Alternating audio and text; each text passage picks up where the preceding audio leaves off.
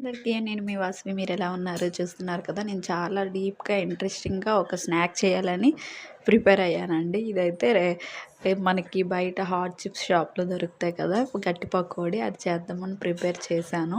Taste అయితే not bad. But ఇలా అయితే ఎవరు ట్రై చేయకూడదు. ఎందుకంటే ఇది గట్టి పకోడీలా రాలేదు. మెత్తగా వచ్చేసింది. ఇందులో నేను ఒక మెయిన్ ఇంగ్రీడియంట్ మర్చిపోయాను. వీడియో లాస్ట్ వరకు చూసి అదేంటో కామెంట్ చేసేయండి.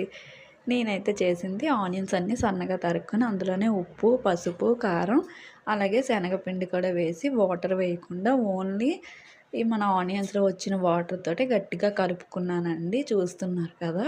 చాలా గట్టిగా కలుపుకోవాలి. వాటర్ అయితే అసలు వేయకూడదు. ఎందుకంటే మనకి గట్టిగా కావాలి కదా!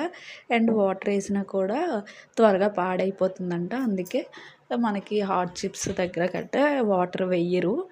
ఇవన్నీ టిప్స్ బాగానే ఉన్నాయి గానీ మెయిన్ ఇంగ్రీడియంట్ మర్చిపోయాను కదా! అదేనండి వరిపిండి. మెయిన్‌గా ఇందులో ఎయ్యాల్సింది వరిపిండి. అప్పుడే మనకి క్రిస్పీనెస్ వస్తుంది.